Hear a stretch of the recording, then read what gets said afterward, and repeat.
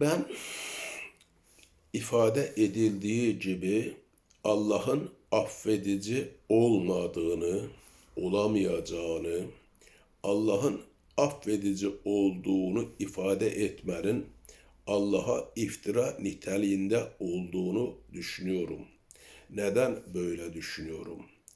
Şimdi Allah adil olandır. Allah adaletli olandır.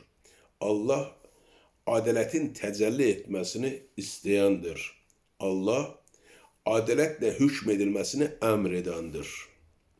Adalet de herkesin hak ettiğini almasıdır.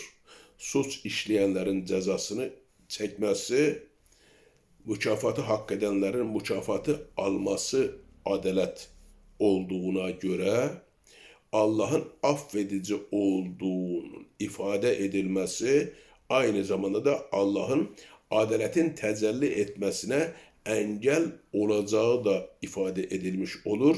Bu da Allah'a yönelik bir iftira niteliğinde olur diye düşünüyorum.